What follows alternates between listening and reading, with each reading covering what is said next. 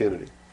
Number two, in Dealey Plaza, there's an obelisk, a monument commemorating the location of the first Masonic temple in the state of Texas. Dealey Plaza is on the 33rd parallel, which is one of the sacred numbers in Freemasonry. He was assassinated in a manner that assured the greatest flow of blood, which is called blood atonement, which was practiced by Freemasonry in the early days and supposedly is not practiced now. But in reality is the method of choice of execution, trial and execution by Freemasons.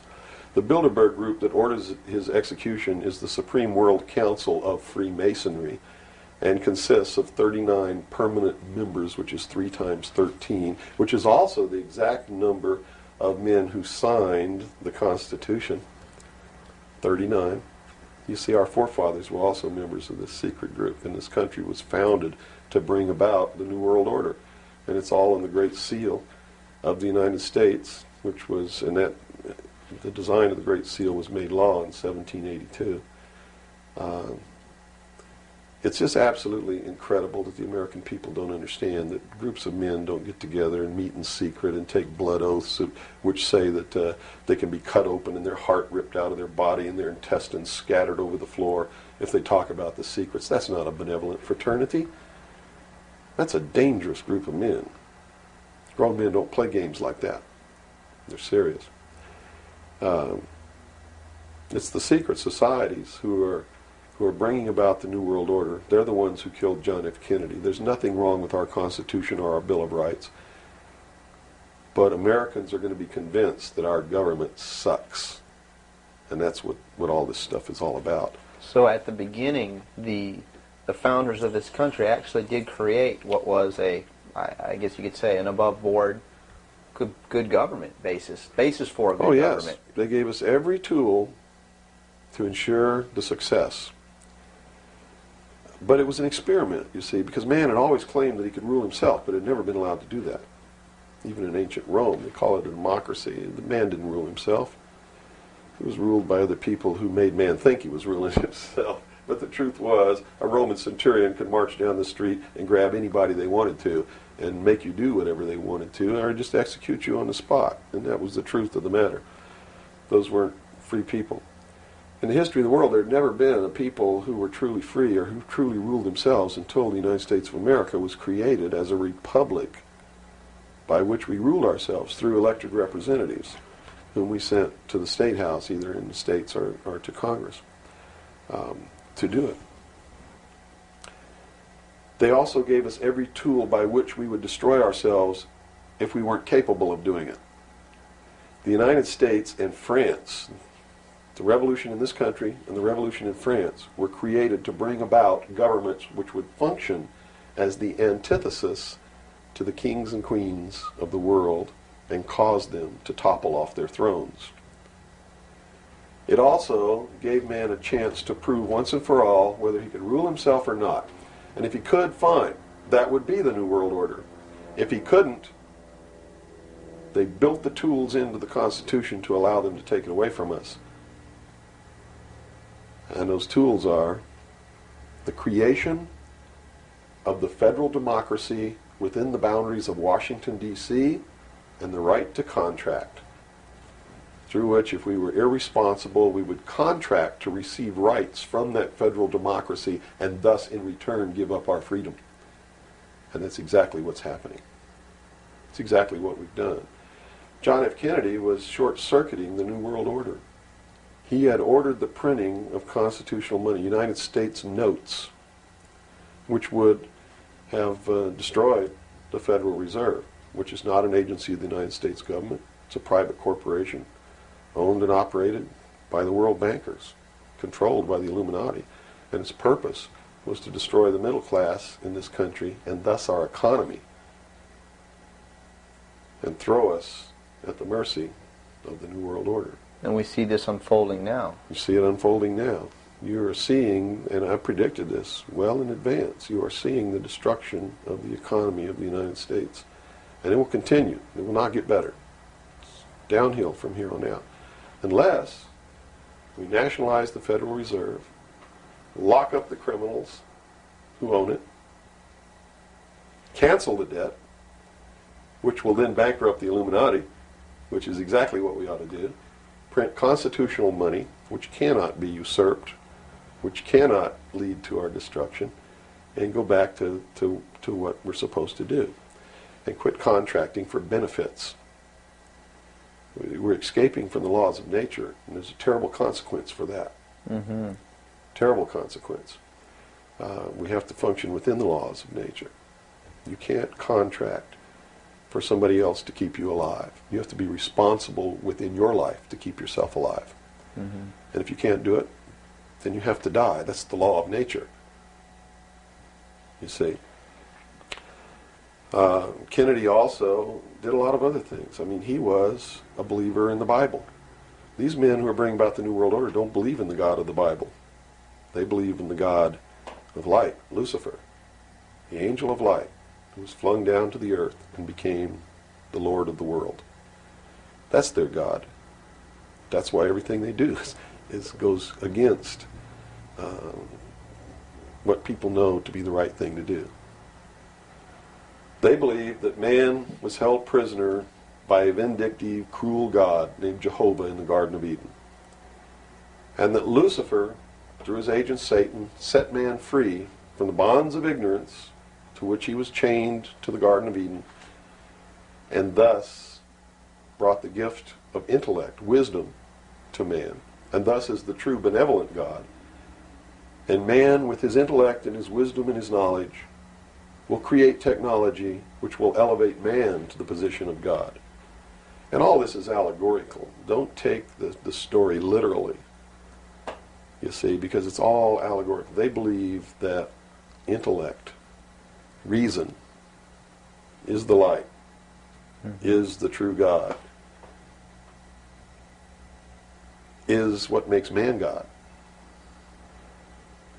And I'm not going to debate the right or wrongness of that, because who the hell knows? But I can tell you that they pervert whatever it is that might be divine about their philosophy by becoming what they profess to destroy. To destroy, yes. And so, in their zeal to bring about the New World Order, they destroyed the political will of the nation when they assassinated John F. Kennedy, which has furthered their goals, because it made a lot of people feel so helpless that, God, if they can kill the president, who am I? You know, what can I do? I'm just one lonely, helpless person. So they quit voting. They abdicated their power. And, of course, through agents like Robert Groden and many others, Oliver Stone, they're being convinced that our government sucks, that our government is the problem, that the Constitution doesn't work, that the Bill of Rights aren't real. We're playing right into their hands, in other words. We're playing right into their hands, because there's nothing wrong with the Constitution or the Bill of Rights or our government. It's the people. You see, it's been infiltrated. And from within, they are eating at the heart of this nation like a cancer, this secret society. They are destroying it. They are subverting it. Our Constitution has not been allowed to work since 1945, and maybe even earlier. And they have been working behind the scenes to bring about a one-world totalitarian socialist government with the Communist Manifesto as its platform, through the United Nations, which was created by this nation from an older organization called the League of Nations, which was the original foundation. And at the highest levels of our government, the Constitution's already been scrapped, and they are working under the aegis of the UN Participation Act and the United Nations Charter. Which says what? Which says that there are no rights, there are only what you call privileges.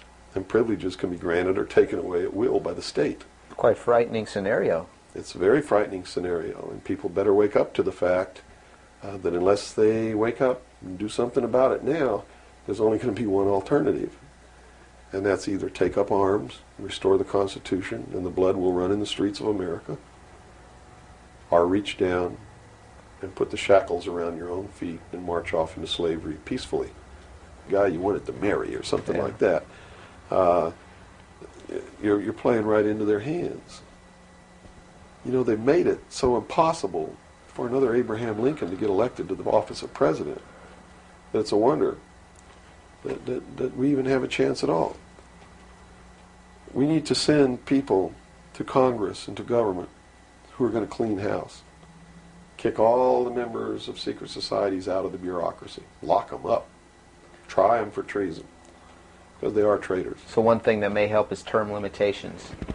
We must have term limitations, and it must be only one term. And forget all this nonsense that anybody goes to Washington and don't know what's happening. They don't know what's happening simply because they haven't taken the time as citizens to understand how our government works before they ever go to Washington.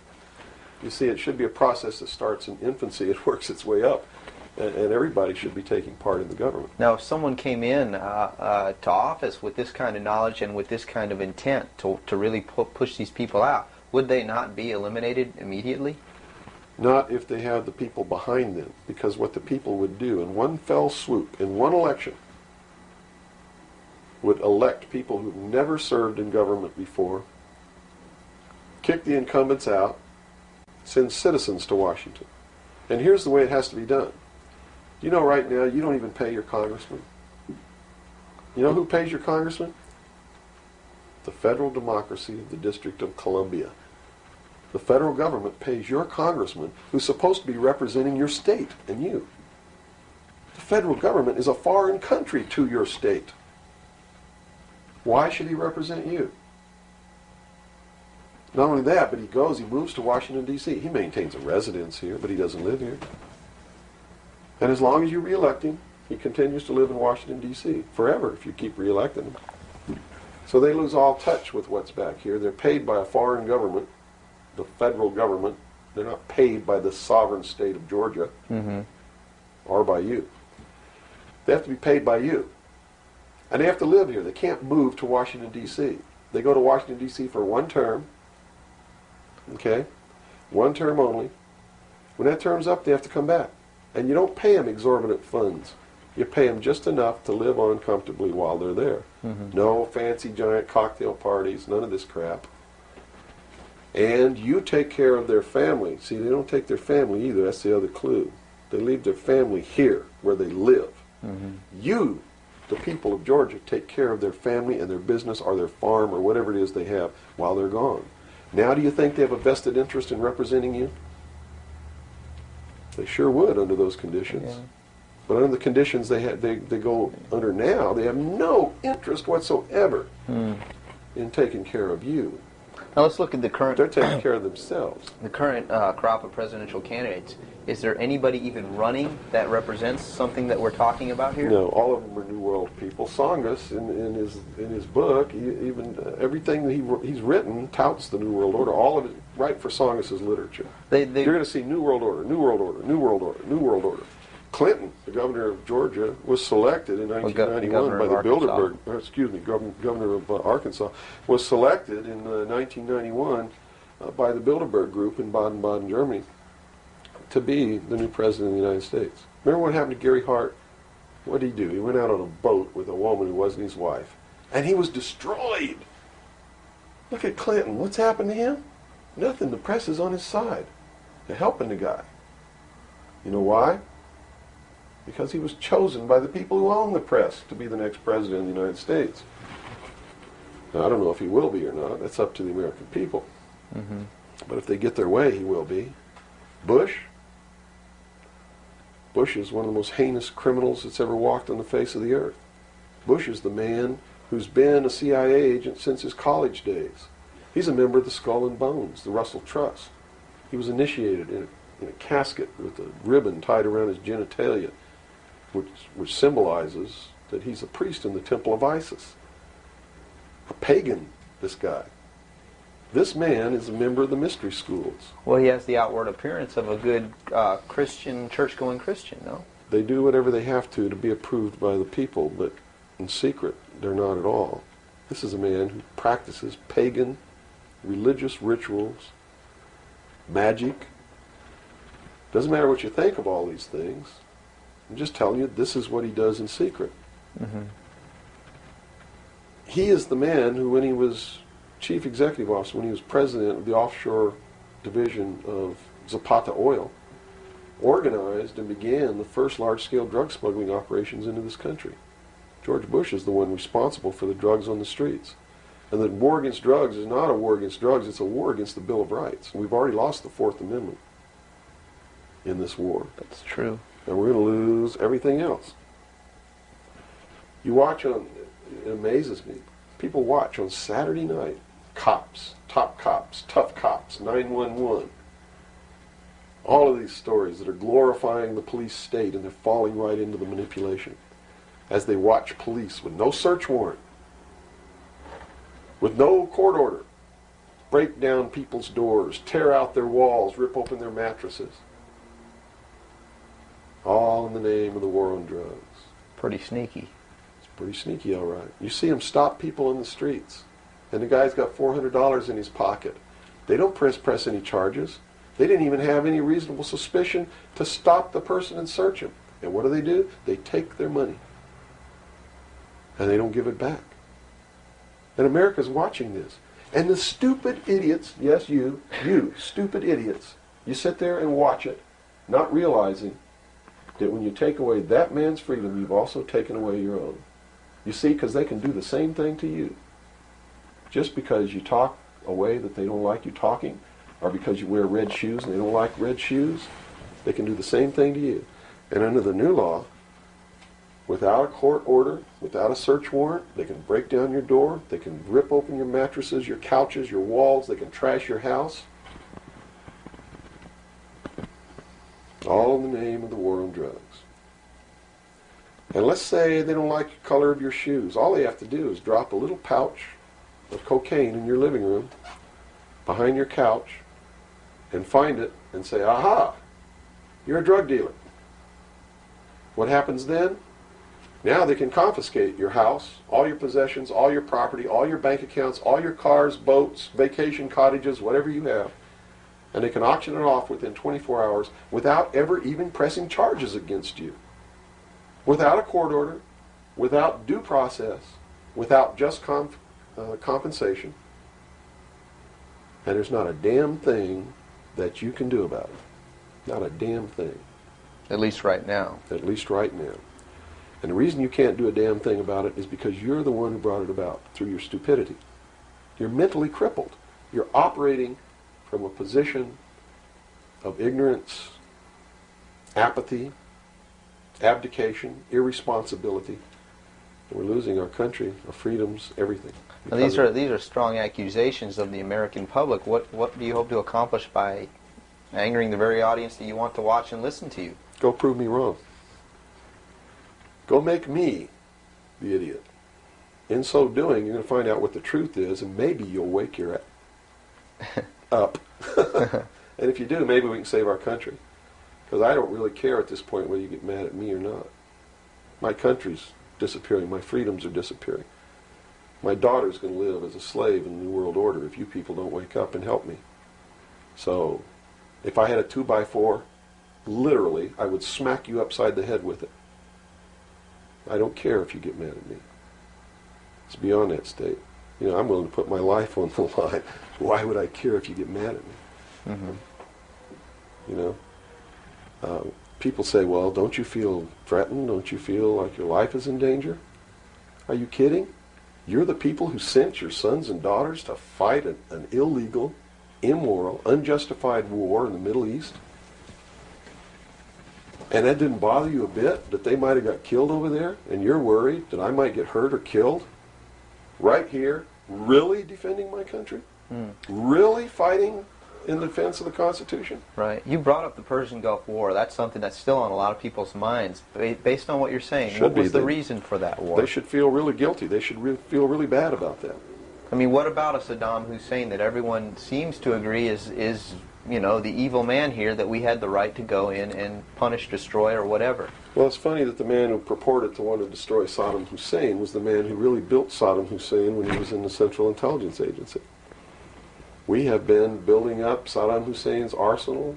His technology comes from us in the Soviet Union. We built him up to create that war. We did it for a purpose, and the purpose was Look at this. If George Bush knew what he was doing, how come he didn't know what he was doing? Here's what he said. We've got to send troops to the Middle East because we can't afford to pay $26 a barrel for oil. That's on tape. Next he comes out and he says, no, it's not about the price of oil. It's because Saddam Hussein's not going to stop at Kuwait. He's going to go into Saudi Arabia, and those are our friends, our buddies. So we got to go defend Saudi Arabia. And then James Baker says in a press conference, nope, it's not about Saudi Arabia. It's not about $26 a barrel for oil. It's about jobs. Folks, we're going to get you a job, and to do it, we're willing to kill your sons and daughters. Yes, sir, we're going to send them off to get killed so that you can have a job. Prosperity. That's what it's all about.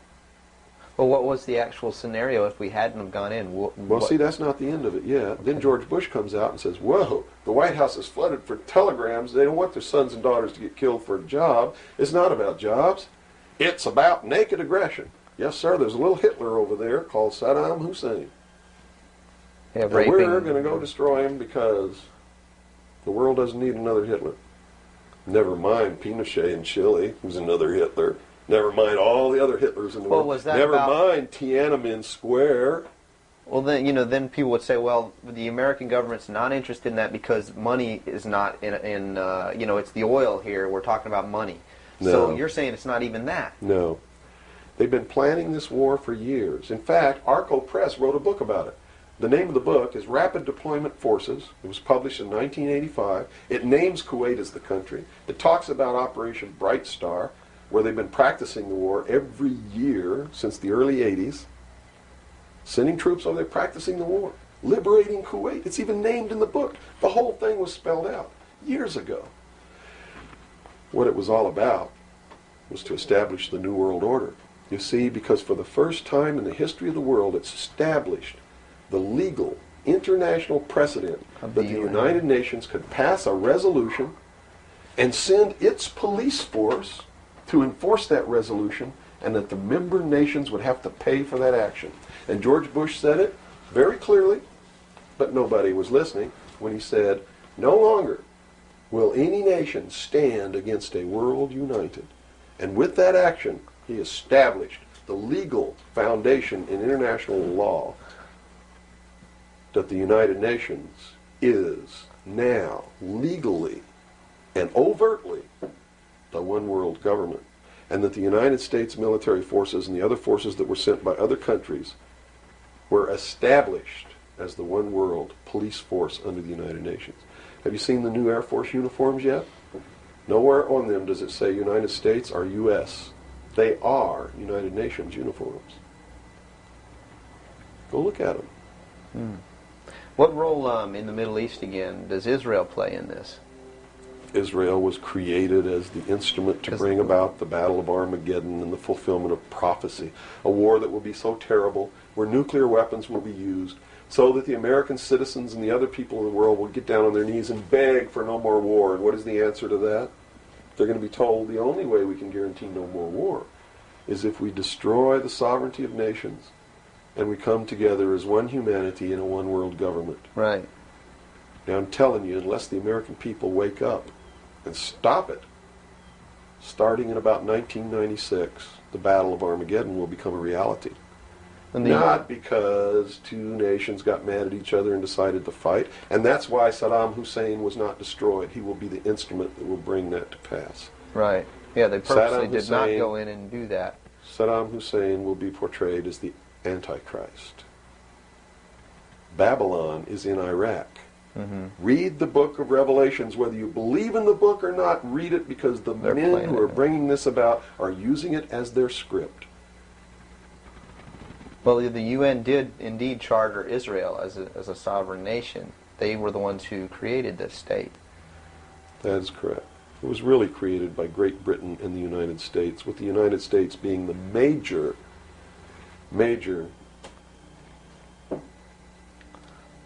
instigant. Okay, and the Jewish people were then being manipulated into believing it was for some other reason. That's correct. They've always been manipulated. And I get people who still come to me all the time and say, Bill, you're all wrong. It's the Jews. The Jews are subverting the world. Man, it's not the Jews. It's not the Catholics. It's not the blacks. It's these men who belong to the ancient mystery schools, who meet in secret and decide the fate of the world. And they belong to all different races and all different nationalities and all different religions to the public point of view. But in secret, it's a different story. How about the European community? Here seems, based on your theory, another group of sovereign nations coming together to form one government. The European community, the EEC, was created by the Central Intelligence Agency, working through a lodge in Italy called the P2 Lodge. Propaganda 2 is the name of it, which is the intelligence arm of the Vatican. And Prince Bernhard, who is the leader of the secret World Council that controls these secret societies around the world, called the Bilderberg Group. And that's the truth of the matter. And well, during its creation, they just threw out Margaret Thatcher. She was really opposing this. Yes, she was, and that's why she got ousted. Okay. So did the Shah of Iran. So did Marcos. Anyone who opposes it gets ousted. That wasn't an overthrow of Marcos by the people in the Philippines. It was organized, instigated, and carried out by agents of the Central Intelligence Agency and the KGB. The overthrow of the Shah of Iran, our intelligence community is trying to tell us they didn't know anything about it. They didn't know what was happening. Bullshit. They organized it. They instigated it. They are the ones who caused it to come to pass. Mm-hmm. You see, because we didn't have a National Security Agency or a Central Intelligence Agency before the UN Participation Act was signed. And these organizations were created to bring about the one world government, the New World Order. And it had to be done in a manner that the people would not know that it was being done, and the only way they could do that was hide it behind the veil of national security. And the Cold War was a manipulation maintained to bleed the people of tax dollars to fund the creation of the police force of the New World Order, which is the Army, Navy, and Air Force and Marines of the United States and the Soviet Union. And the people didn't rise up in the Soviet Union and overthrow communism. It came from the top down because it had to be done. There has to be a bringing to the same level of all the peoples of the world to approximately the same political viewpoint, so there's not big disparity in order to be able to justify the merger of all these countries together. Well, who now is ruling the forces of the former Soviet Union? You have Yeltsin in now. As Gorbachev supposedly went down, but we're not sure about that. Well, let me tell you this. From the beginning, there was never any war between the United States and the Soviet Union. It was created by those at the top to fund the New World Order and the New World Order's police force. At the highest levels of all countries, they all belong to the same club. And we, the people, sit back and we watch this grand drama which is being played out for our benefit, not theirs. If it wasn't for us, they wouldn't even have to do any of this. But you see, they just can't come out and destroy all of us because they need slaves. They need people to make their shoes and make their cars and mine the ore. They need worker bees, and that's what we are. In the New World Order, we will be the worker bees, the slaves. So the Orwellian view of the vision of the future wasn't too far off based on this scenario. George Orwell was just like me. He was a low-level member of British intelligence who was appointed to a position high enough where he saw the same documents that I saw. And he tried to warn the world just like I'm trying to warn the world, only he wasn't willing to take the risk that I'm willing to take. So he wrote it in a book called 1984 and spelled out exactly what's coming as a warning to the people of the world, as a work of fiction. But you notice that that work of fiction really stirred people up because they knew that it wasn't fiction. In their heart of hearts, everyone who's read that book knows that it's coming. It's a possibility. Most people won't recognize it overtly or publicly, because then, if they recognize it, they have to be responsible to do something about it, and that's what every one of you have been resisting all your life, is being responsible to do something about it, to get involved. That's why you'll walk away from a girl being raped on the street by a gang of thugs rather than go and try to help her. And I'm not talking to all of you. I know there's some of you out there just like me, but most of you are just exactly what I've just described. Most people are no better than animals who do not have intelligence because they don't use their intelligence. And to these men who control things behind the scenes, you are stakes on the table by choice and consent, and will always be ruled and manipulated and enslaved by people who do use their brains. As long as we're debunking some myths, because it's putting pieces of this puzzle together, I think, for a lot of people that may be watching. The hostage situation in Iran that got Carter out of office, is this another orchestration? And if so, how does it fit into the October surprise is no myth. There was a deal made. There was a deal made at the highest levels to keep the hostages until after Reagan was elected. Do you really believe that it was an accident, that it was a coincidence, that 30 minutes after Ronald Reagan was sworn in, took his oath of office, the hostages were released? Did they want Carter out? Are you really that naive? I can't believe it. Did they want Carter out? Yes, they wanted Carter out. They wanted Carter out. He wouldn't play by the rules? Or what? I don't know why they wanted him out, but they wanted him out. Carter was ineffective. He did not have the support of all the American people. They need people who can manipulate the American people so that they have their support. My message is to you is don't support anybody unless they're doing what we know to be right. Don't believe them. Don't fall for the manipulations. Double check everything they say. And that means you can't rely on the media as it is today either. Oh, of course not. All the media in this country, radio, television, and print, is all owned by 5 corporations. All of these corporations that own the media are owned and controlled, and members of the Council on Foreign Relations sit on their board of directors. Can you name those 5 corporations? Is that... Not off the top of my head. Okay. I could try, but I don't want to take a chance on being inaccurate. But you can trace that yourself. Okay. Remember, if you go down and you trace the ownership of a station or a newspaper, and you get to a corporation, remember that somebody owns that corporation, and it's usually another corporation. But when you trace the interlocking of all these things, when you get to the top, there's 5. And all journalists know that there's some things you don't write about, and you don't talk about, because you'll lose your job. And that's where the control is. And that's why they pay anchormen like Dan Rather $2 million a year, because he doesn't question them. He knows that if he goes against them, he's going to lose $2 million a year. Do you think a man that looks pretty and sits in front of a TV camera for the 6 o'clock news is worth $2 million a year?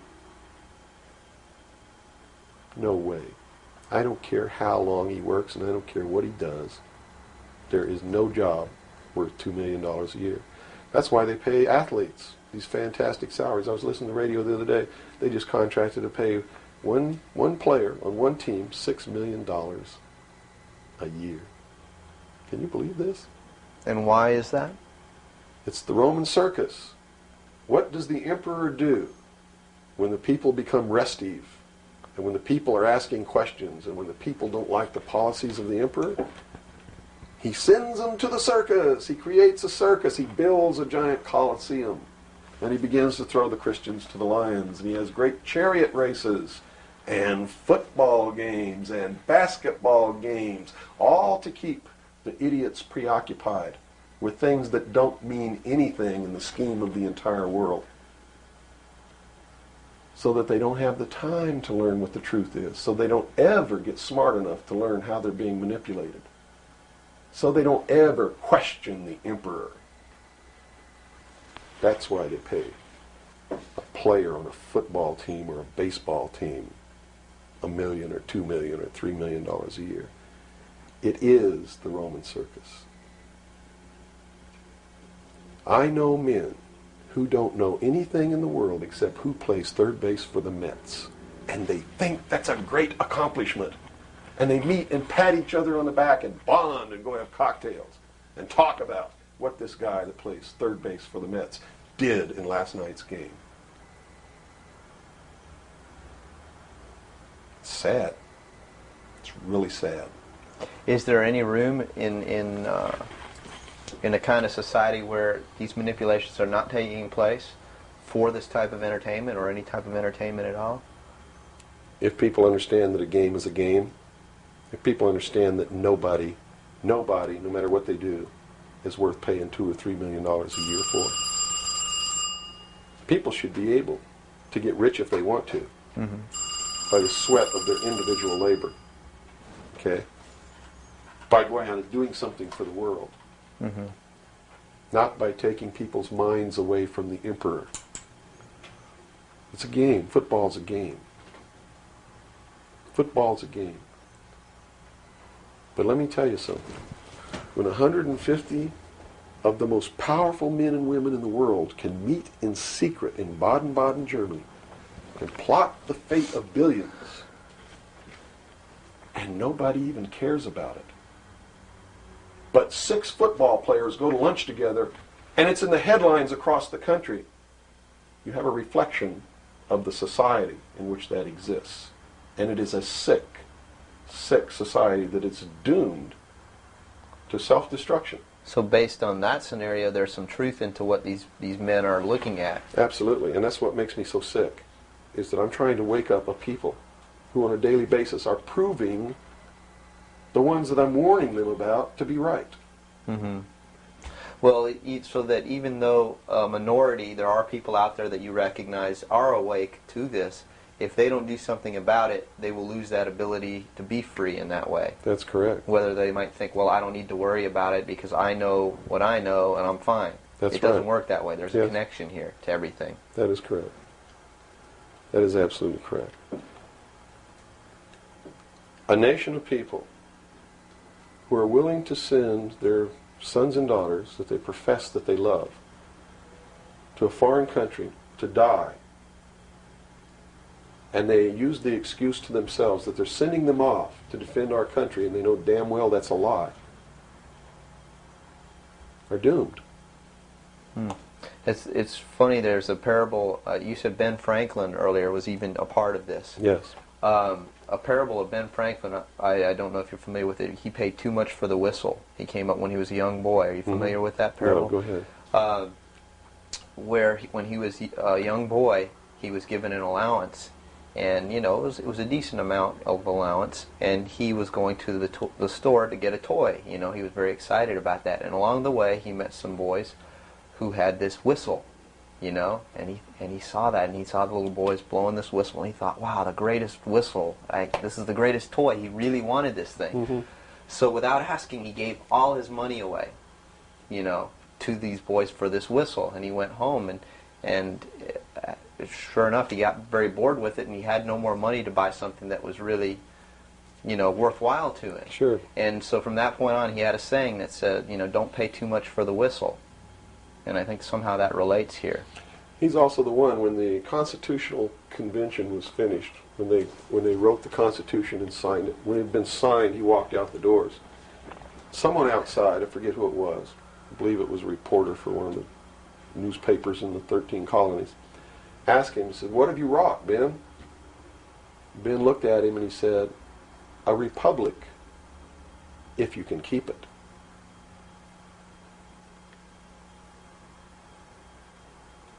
He knew. He did. And that's a good place to end. Yeah, I think so. That's a great ending.